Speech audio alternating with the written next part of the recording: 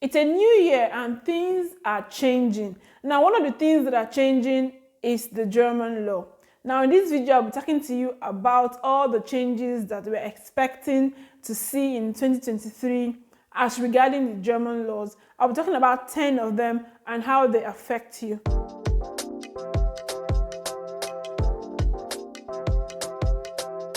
In no particular order, let's just get into it. Number one is the increase in minimum wage. Now, even though this particular law is not exactly new because it has been in effect since October of 2022, so many people are still not aware that there has been an increase in the minimum wage here in Germany. Of course, largely influenced by the whole increase in inflation and all of that. Now, before now, minimum wage in Germany used to be €8.54 per hour. And then it changed to €9.35 per hour. But right now, it is now €12 per hour. So guys, know how much, know what you are negotiating when you are negotiating, in case you somehow fall around that earning power or that earning range of, say, a minimum wage. €12 per hour. That's the new minimum wage here in Germany.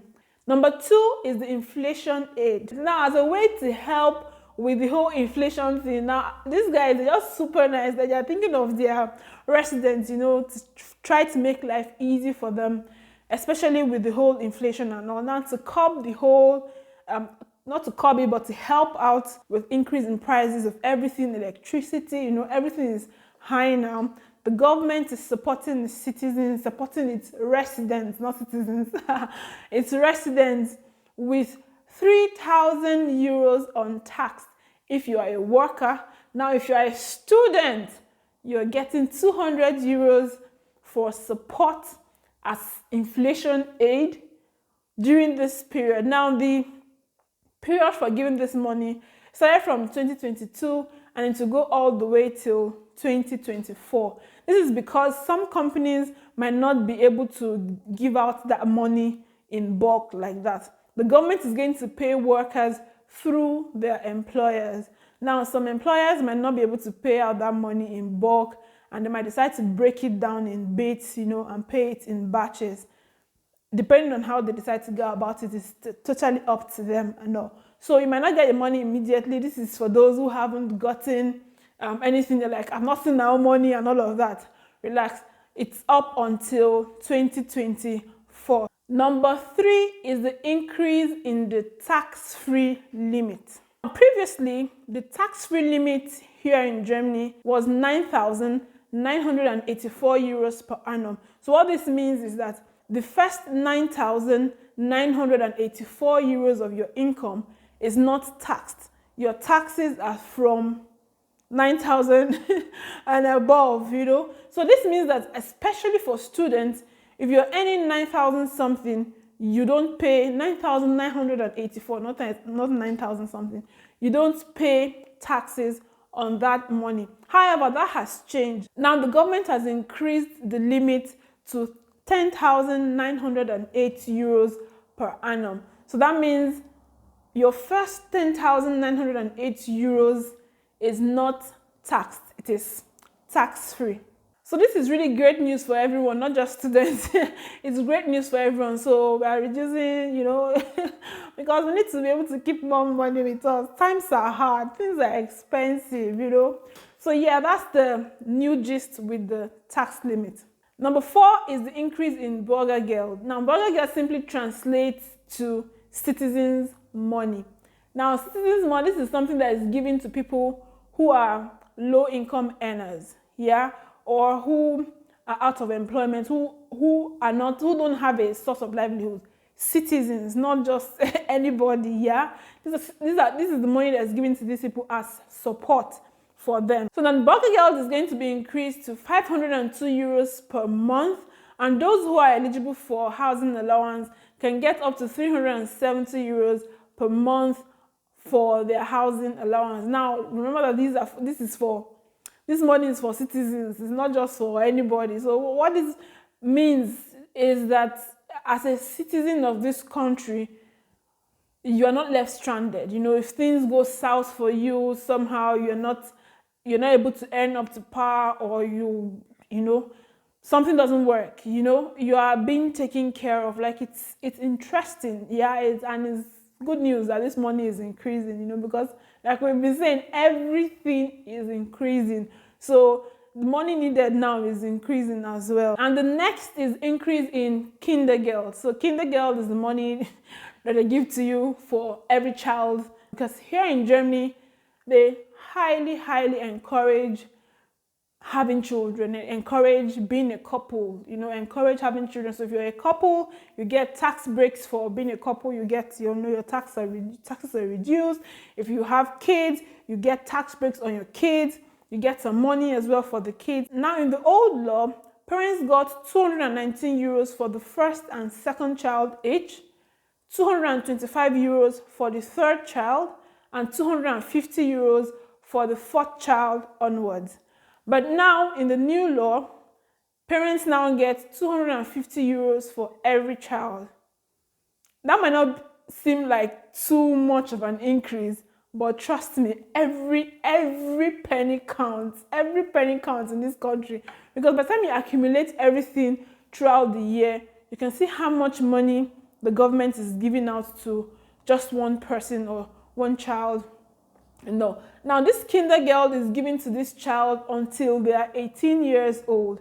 And if they don't get a job by the time they are 18, it is given to them till they are 21. Now, if that child is going through some vocational training, they get the money until they are 25. Like, guys. Because, I mean, even though 250 euros may not sound like a lot of money, but it's a lot if you consider the things that you can do with it. Like, for for one child, that you can take care, you can practically take care of a lot of things. Like, really, what are you doing for the child? You're not paying school fees for this child. So really, what you're going to be doing is feeding the child and clothing the child. 250 euros is going to go a long way to help with that. Number 6 is the number of days in home office that you can get back during your tax returns. Now, when doing your tax returns, you can deduct 5 euros per day if you're working home office, and you're allowed a maximum of 120 days. So this means that you can get 600 euros back during your tax deductions.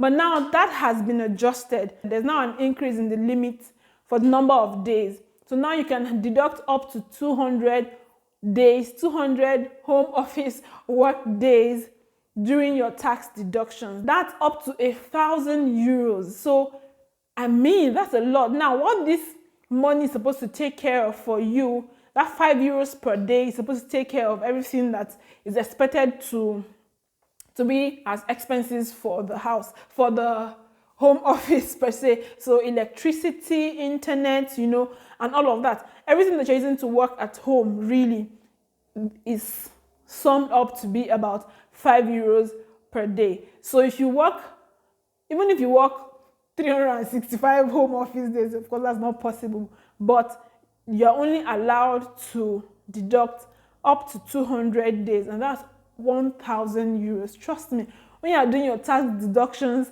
and you get back 1,000 euros, the joy is not, the joy cannot be explained. Interesting. Now, while you're watching this, if you haven't given this video a thumbs up, please guys, give this video a thumbs up. It helps the video to get to more people. It tells YouTube you like the video and it gets to more people. And if you haven't subscribed, help me subscribe. It's free, absolutely free. Give this video a thumbs up, share it to your friends, and let's get back to the video. Okay, now the next law is the national monthly ticket, the 49 euros ticket. This ticket is a continuation of the 9 euro ticket, which was done last year for 3 months. It was super successful because everybody was traveling. Like, the trains were full. I don't even know whether to say it was successful or over successful, because everybody was traveling. Now, this train ticket only allows you to take regional trains, S-Bahns, U-Bahns, buses and all. You are not allowed to take the IC or ICE trains, but I mean, most often than not, you might not necessarily need to take those trains anyway. So why not? And during the €9 ticket, I said, time to travel around the country. I did not do it. I didn't do it, but I'm going to make sure I use this €49 time to travel. Now, this ticket is going to be starting by 1st of April, according to the report, and we are looking forward to it because the train ticket, the bus ticket for a region, just your city, for example, normally is already a lot more than that. Some cities you pay as high as €75 per month for your monthly city ticket. You know, that's a lot. But now you're going to be paying €49, and that will cover for the whole country. I mean, I can't even tell you how excited everyone is about this. Although there are still, of course, some complaints here and there. Nothing can be perfect, but this is super, super good news for everyone. I'm hoping they're able to manage the trains a lot better this time around as against the €9 time, because during the €9 ticket, there are lots of trains that probably didn't show up, were cancelled, everywhere was packed full. That's not their fault, of course, but some trains, of course, excess delays. We had some delays of like, one day we were at the Cologne station and we saw 160 minutes delay. My God, I couldn't believe it. So things like that, I'm hoping that with this €49 ticket, that doesn't become a normal occurrence, you know.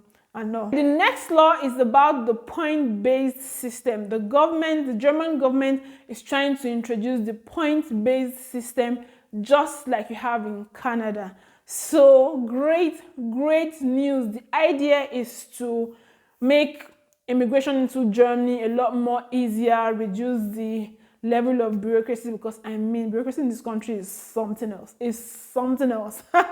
So they're trying to see how they can, you know, minimize all of that and attract a lot more skilled workers. The target of skilled workers per year now is 400,000 skilled workers per year, and to increase that number to be able to achieve that number, they're trying to introduce this point-based system.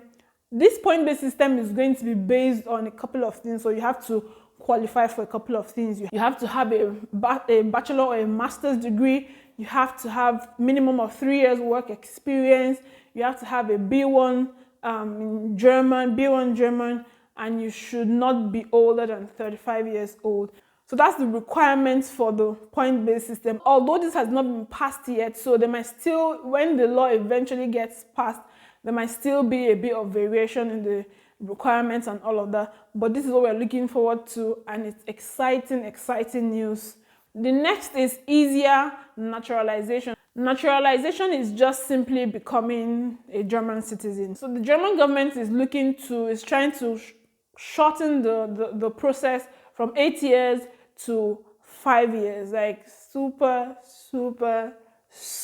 cool, guys. Now, while the length of the process is not the only requirement, because you need to have your B1 level, that's a language skill, you need to have that. You need to make sure you don't have criminal records, you know. You are not a criminal. You need to have made 36 months of tax contributions, and you need to pass the naturalization test. Now, while all these other requirements are not so much of a big deal to get, the process is usually one of the biggest challenge. Now they're trying to reduce it from 8 years to 5 years. Like, it is super cool. And while they are doing this, the government is also trying to relax the laws on dual citizenship, which means that now people can get dual citizenship, especially for those who come from countries where you cannot renounce your citizenship. Now, I learned that there are a couple of countries that once you're a citizen, you are a citizen. You can't come and say you are renouncing your citizenship just like that, you know?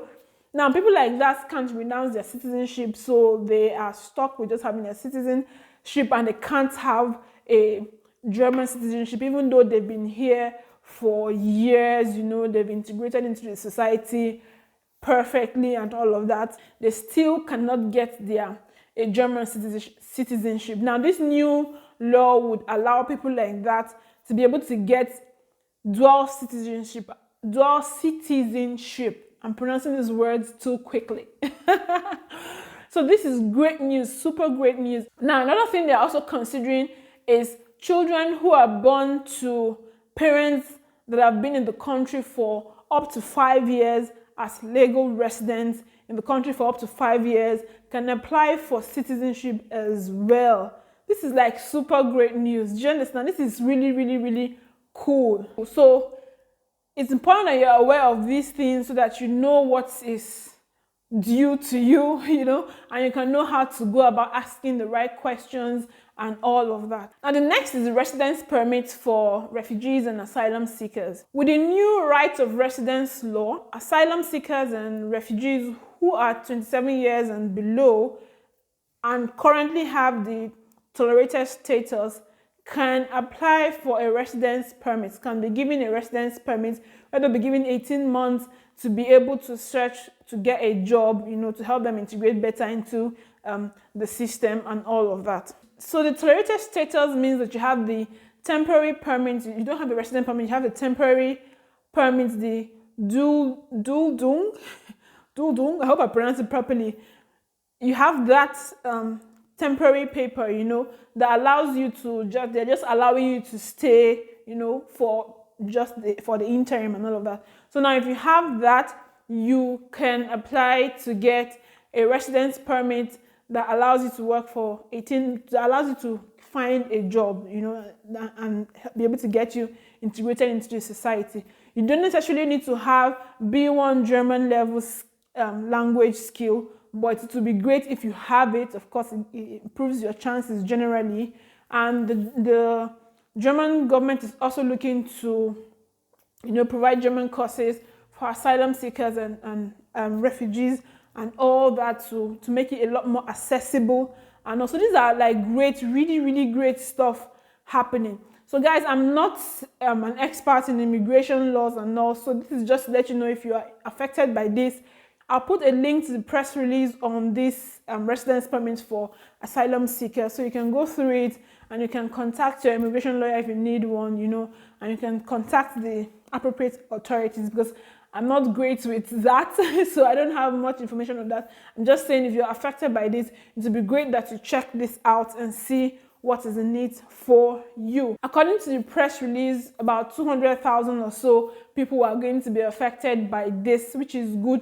Now, you need to know that you have to be legally declared in the country. So if you are not declared legally, if you have been hiding your identity in the country, you cannot apply for this. And you need to have been in the country for 5 years, counting from October of 2022 backwards. So you need to have been in the country for 5 years to be eligible for this residence permit. So I wish you all the best as you go to, try to change your status. I understand that it's not quite easy for a lot of people who it feels that like they are floating, you don't know if you're here, you don't know if you're there, and I really wish you the best and all. Now that brings me to the end of this video. I wish you a fantastic week till I see you next time, and do have a great year filled with all the good things that you wish for yourself. Bye guys.